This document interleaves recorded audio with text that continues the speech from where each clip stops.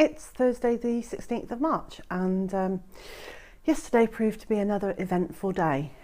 In yesterday's vlog I was talking about putting up a new fence between the Australorp and Jersey Giant pen, and was saying that mainly it was because the Australorp girls have decided that they will just wander wherever they want to.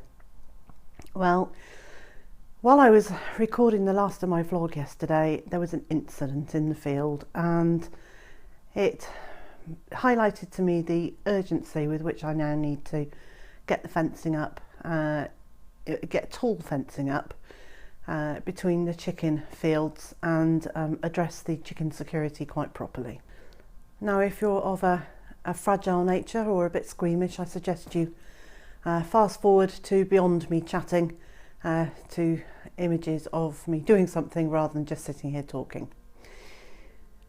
Only a few days ago we decided to call the boy in the far Australorp field Morrissey, and in the few minutes it took me to record my closing bit of the vlog yesterday, Big White had got himself tangled up in the flexible chicken netting, and Morrissey was absolutely laying into him and has done him damage. So Mr. J got a very quick phone call, a slightly hysterical phone call from me saying, "Quick, come now, bring my leather gauntlets."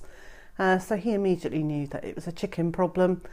He managed to use the chicken poultry panel to keep the Australorp Morrissey away from me while I untangled Big White from the netting and carried him away. He has been hurt. But he's a feisty old bird, and we popped him into a cage, tried to assess his injuries, and within 10 minutes he was crowing to be let out. He was very definitely wanting to be let out. So we got him out of the cage and we treated him with gentian spray, which is the fabulous purple spray, but it's antifungal, antibiotic and anti-pecking, which means that the other birds weren't going to peck at him when they saw him. So that's Big White. Morrissey, on the other hand, had a slightly different story. Morrissey attacked me a few days ago, or a week or so ago, and it was my fault entirely. He's all fired up because of it being spring, and I'd gone into the pen to collect the eggs, and I think I'd cheesed him off a little bit, and I turned my back on him as I walked away, and he just went for me off the back of my legs. However, it has left me feeling very wary of him, and between that and him attacking White in quite such a vicious manner, Mr. J and I made the very sad decision that we actually couldn't have him on the small holding any longer, and also that we didn't think we should give him to someone else because we know he's an aggressive bird. And so for the second time in 2 days I found myself at dusk dispatching a bird and not feeling very nice about it. So I'm hoping that now that is the end of the bird dispatching for the time being, at least until there's a point where we want to be dispatching birds for our own food, and that life will become quiet on our small holding once again. I'm now standing at the side or the back of the chicken condo in a part of the garden I don't really show very much on my vlogs. No reason, but I don't really come round here very much as yet. So immediately behind me, just here, is our reed bed system, which is actually part of our water sewage system, and wastewater filters through the reed beds and drains off, and by the time it's gone through the reed beds and the reeds have done their thing, the water is safe for it to go back into the environment. So obviously I don't spend an awful lot of time hanging around where our wastewater is. So a few weeks ago I spent some time putting down wood chippings on the floor here because it had got very soggy. In fact, I think this is the view that would be more familiar of putting the wood chippings down there. But over here is a whole nother part of the small holding that as yet we haven't really done anything with. Should be a bit careful where I'm walking because the ground is pretty uneven. In fact, the ground was not too bad when we first moved in, but I think a whole family of moles have moved in here because there are little molehills everywhere. And it is a molehill, not a cow path, it's just a molehill that's collapsed. But over here you can see there are an awful lot of molehills. And I'm not too worried about it at the moment because we're not using this area.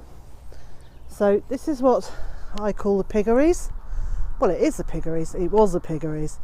It was a piggery, and there was more than one of them. And the previous owners raised the roof on that one and made that a little more usable. And then there are two more like that. One right in front of me, and then one over the other side of the roof there at the back. There's another piggery there. And eventually we will do something with them, but for now we have this piece of land which I think has only ever been used, no, for the last few years has just been used as a place to have bonfires and to put bits and pieces that you don't know what else to do with. So it's edged a nice hedge, and which was planted by the small holdings previous owners, and beyond that we've just got fields which are lovely. So looking back at the house, you can see that's the piggery that's been converted to be useful. There's this large one waiting to be done up, and then another one of a similar size behind. And it was going to take a bit of time and a bit of money to get that sorted, but eventually, no doubt, we'll get that sorted. My thoughts for this piece of land for the next couple of years is, for this year I'm not going to really do very much with it. I'm probably just going to let the weeds do their thing. I had a fantastic blackberry crop from the brambles over there. Pounds and pounds of blackberries grew here. You almost can't see the brambles now. Here they are. But to give you an idea, that one arched up. Now this is all over my head. It's probably about 15 feet high. So no doubt this year I'll have another fairly splendid blackberry crop. And then either next year or possibly the year after, we'll get some electric fencing to fence this area off and run a couple of pigs through it, I think, which should certainly clear all the weeds out of it and leave it ready to use for something else.